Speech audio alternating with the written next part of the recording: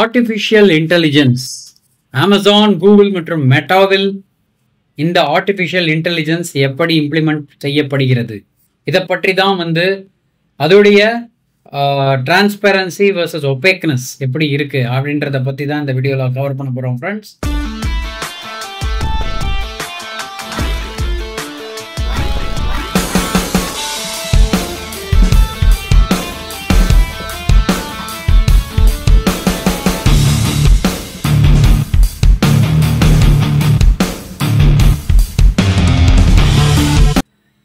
வீடியோக்குள்ள போகிறதுக்கு முன்னாடி இப்போ சொல்ல வீடியோ சப்ஸ்கிரைப் பண்ணிக்கோங்க. கமெண்ட் செக்ஷனில் கமெண்ட்ஸை கண்டிப்பாக பதிவு செய்வோம். நான் பிரகாஷ் பத்ர மோட்டிவேஷன் நியூஸ் சேனல்.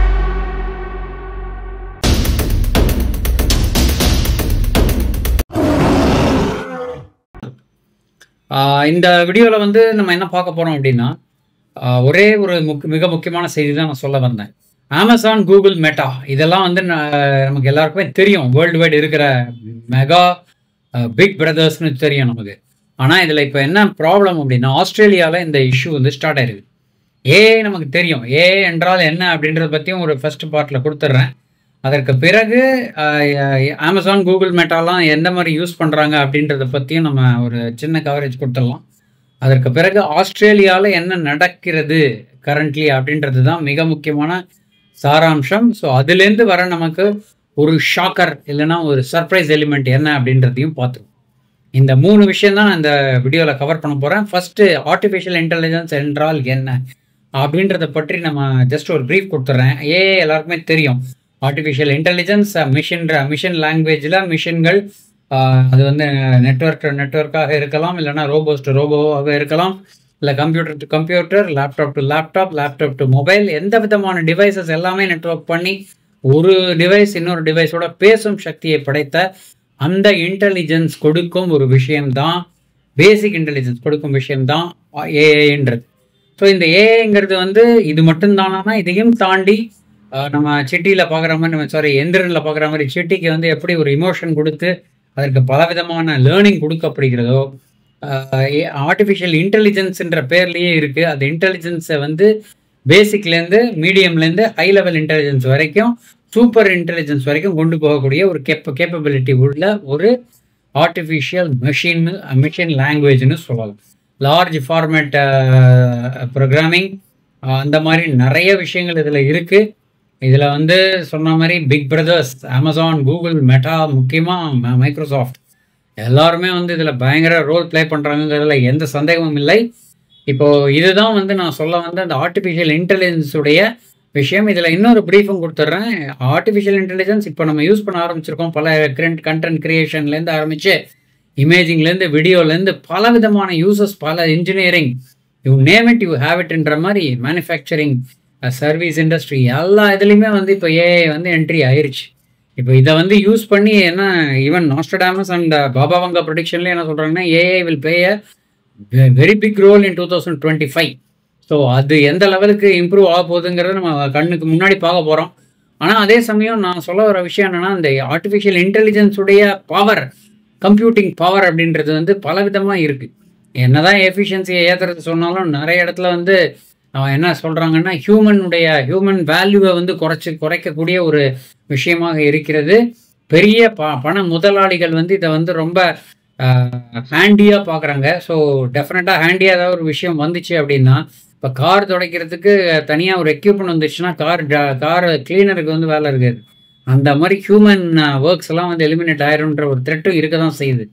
எப்படி வரப்போகுதுங்கிறத பொறுத்து தான் பார்க்கணும்.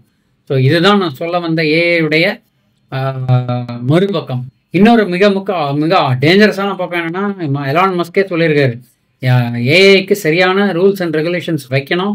அது வைக்கலை அப்படின்னா பெரிய லெவலில் ஆபத்து கிரியேட் பண்ணக்கூடிய விஷயமாகவும் இருக்கிறது. Imagine AI in defence, imagine AI in militaries, hypersonic missiles, nuclear வெப்பன்ஸ்லாம் ஏஐ யூஸ் பண்ண ஆரம்பித்தாங்கன்னா எந்த லெவலுக்கும் போகக்கூடிய ஒரு ஆபத்தும் இருக்கிறதுங்கிறது தான் நிதர்சனமான உண்மை. இதுதான் ஃபர்ஸ்ட் பார்ட். செகண்ட் பார்ட், இப்போ உள்ள பிரச்சனை என்ன அப்படின்னா, ஆஸ்திரேலியாவில் ஸ்டார்ட் ஆயிருக்கு. என்ன ஸ்டார்ட் ஆயிருக்குன்னா, நான் சொன்ன சில விஷயங்கள் தான். அமேசான், கூகுள், மெட்டாவில் இப்போ என்ன பண்ணுறாங்கன்னா, கல்ச்சர், டேட்டா, கிரியேட்டிவிட்டி இதெல்லாம் யூஸ் பண்ணி ஏஐ ட்ரைனிங் ஆரம்பிச்சிருக்காங்க. அதுக்கு ட்ரைனிங் ஆரம்பிச்சிருக்காங்கன்னு சொல்லும்போது ட்ரைனிங் எதை வச்சு பண்ணுவாங்க? டேட்டா வச்சு பண்ணுவாங்க. எந்த டேட்டா? ஆஸ்திரேலியன் பீப்புளுடைய டேட்டா. அவங்க லாகின் பண்ணின டேட்டா, அவங்களுடைய பிஹேவியர், அவங்களுடைய ப்ரைவசி டேட்டா, அவங்களுடைய எல்லா விதமான you name it you have இட்ன்ற மாதிரி எல்லா டேட்டாவும் வந்து யூஸ் பண்ணி ரிசர்ச்சே நடத்திக்கிட்டு இருக்காங்க அமேசான், மெட்டா, கூகுள். இந்த இதை தான் வந்து முன்னாடி வந்து எப்படி வந்து ஒரு ஒரு மோனோபோலியை உடைக்கணுன்ற மாதிரி யூஎஸ்ல ஆரம்பிச்சாங்கன்னா, அது மாதிரி இப்போ ஆஸ்திரேலியாவில் இப்போ இன்வெஸ்டிகேஷன் ஆரம்பிச்சிருக்காங்க. அமேசான், மெட்டா, கூகுள் 3 பேரையும் சம்மன் பண்ணி கூப்பிட்டுருக்காங்க. அமேசான் என்ன சொல்லிட்டாங்கன்னா, சில டேட்டாவை ப்ரைவசியாக நாங்கள் எங்களால் ஷேர் பண்ண முடியாது, எங்களுடைய ப்ரைவசி we cannot ஷேர்ன்ற மாதிரி மறுத்துட்டாங்க. கூகுளை பொறுத்த வரைக்கும் அவங்களும் அதே லெவலில் எங்களால் டேட்டாஸ்லாம் ஷேர் பண்ண முடியாதுன்ற மாதிரி சொல்லியிருக்காங்க. மெட்டா ஓரளவுக்கு இல்லை, நாங்கள் 2007 டேட்டாலாம் யூஸ் பண்ணுறோன்ற மாதிரி சொல்லிட்டு அவங்களுடைய வாட்ஸ்அப் மற்றும் வேறு இதிலெல்லாம் வந்து யூஸ் பண்ணுற விஷயங்களை வந்து மொழிப்பிட்டாங்க, சொல்லாமல், கிளியராக சொல்லாமல். இதுதான் வந்து மிக முக்கியமான செய்தி. ஸோ ஏஐ மாடல்ஸ்னு பார்த்தா OpenAI, ChatGPT, Meta வந்து லாமான்னு ஒன்று யூஸ் பண்ணுறாங்க. கூகுள் நமக்கு தெரியும் ஜெமினி யூஸ் பண்ணுறாங்க. இவங்கெல்லாம் வந்து ஹை ரிஸ்க் கேட்டகரியில் கிளாஸிஃபை பண்ணி வைக்கணும் அப்படின்ற மாதிரி ஆஸ்திரேலியன் கவர்மெண்ட்லேருந்து வர ஆரம்பிச்சிருக்கு. அதை தவிர ஏஐ ரூல்ஸ் வந்து ஸ்டாண்டர்ட் லாஸ் போடணும். அது வந்து நெட்வொர்க்கிங்காக போட்டால் பல நாடுகளுக்கு வந்து பாதிப்பு இருக்கும். ஸோ நெட்வொர்க்கிங்கில் எவ்வளோ பாதிப்பு இருக்கோ அதே மாதிரி இந்த லாஸும் வந்து அந்தந்த நாடுகளுக்கு தகுந்தா போல் அடாப்ட் பண்ணி தனித்தனி ஸ்டாண்டர்ட் லாஸ் கொண்டு வர வேண்டும் அப்படின்றது இப்போ ரொம்ப ஒரு எழுச்சியை பெற்றிருக்குன்னு சொல்லலாம். ஏன்னா வந்து அமேசான் நான் சொன்ன மாதிரி ரெஃப்யூஸப் பண்ணிட்டாங்க, என்கொயரி பண்ண முடியாது, நாங்கள் எங்களால் டிஸ்கஸ் பண்ண முடியாது டேட்டாவை. அலெக்ஸா டிவைஸில் நாங்கள் என்ன வச்சுருக்கோம், கிண்டில் என்ன வச்சுருக்கோம், ஆடிபிள் என்ன வச்சுருக்கோம், எதை வச்சு நாங்கள் ஏஐ ட்ரெயின் பண்ணுறோம், இதெல்லாம் நாங்கள் சொல்ல முடியாதுன்ற மாதிரி சொல்லிட்டாங்க. ஒரு பக்கம் என்ன பார்க்குறாங்கன்னா வந்து கூகுளும் இதே மாதிரி பண்ணியிருக்காங்க, மெட்டா நான் சொன்ன மாதிரி தான் அட்மிட் பண்ணிட்டு இருக்காங்க. ஓவராலாக என்ன சொல்கிறாங்கன்னா, உங்களுடைய பியூரோக்ரஸிக்காக எங்களுடைய ஏஐ எஃபிஷியன்சியை நாங்கள் வந்து விட்டுக் கொடுக்கணுமான்ற மாதிரி ஒரு பேச்சுக்கள் வருகின்றனதாகவும் தெரிகிறது. ஸோ எது எப்படியாக இருந்தாலும் at the end customer is king. So கஸ்டமருடைய டேட்டாவை வச்சு விளையாடுறாங்க அப்படின்னா கண்டிப்பாக வந்து அது வந்து எப்படி போக போகிறது, எந்த லிட்டிகேஷன் எடுக்கும் அப்படின்ற அந்த ஆங்கிளை நம்மளால் புரிந்து கொள்ள முடிகிறது ஒரு சூசகமாக. பட் நான் சொல்ல வர விஷயம் என்னென்னா, இவ்வளோ தூரம் ஏஐ டெவலப் ஆகிட்டு திருப்பி அதுக்கு ரூல்ஸ் எல்லாம் போட்டு பண்ணணுங்கிறது நிச்சயமாக முடியுமா? அப்படி முடியணும்னா எந்த மாதிரி கமிட்டி போட்டு அதை வந்து பேரலாக கொண்டு போக வேண்டும் அப்படின்றதுல ஒரு டிஸ்கஷன் கண்டிப்பாக இருக்க வேண்டுங்கிறது தான் வந்து என்னுடைய ஒரு விஷயமாக இந்த மெசேஜாக இருக்குது இந்த வீடியோ மூலமாக. இதை தவிர அவங்க சொல்கிற மெயின் பிக்கஸ்ட் அலகேஷன்ஸ் என்னன்னா, மீடியா ஈகோ சிஸ்டம் வந்து பில்லியனர் ஓனர்ஸ் கையில் இருக்குது. பேட் ஆக்டர்ஸ் வந்து சில பேர்லாம் என்ன பண்ணுறாங்கன்னா டிஸ்இன்ஃபர்மேஷன் ஆன்லைனில் பரப்புகிறாங்க. ஸோ அதனால் இன்டாலரன்ஸ் இல்லாமல் இருக்குது. லாயர்ஸ் கூட டீம் பண்ணிக்கிட்டு பவர்ஃபுல்லான பீப்புளுக்கு பேக்கப் கொடுத்துக்கிட்டு சில விஷயங்கள் அவங்க மற்றவங்க பார்க்கக்கூடாதுன்னு நினைக்கிற விஷயங்கள் எல்லாம் மறைச்சிடுறாங்க. ஸோ அதை தவிர லாபி குரூப்ஸ் வந்து ஒபேக் ஃபண்டிங் அந்த மாதிரி சில ஃபண்டிங்கை வாங்கிக்கிட்டு சில ஃபேக்ட்ஸ் எல்லாம் சரியாக சொல்லாமல் climate emergency, other established science இதெல்லாம் மறைக்கப்பட்டு பல விஷயங்கள் நடந்து கொண்டிருக்கிறதாக ஒரு அலிகேஷன் வருகிறது.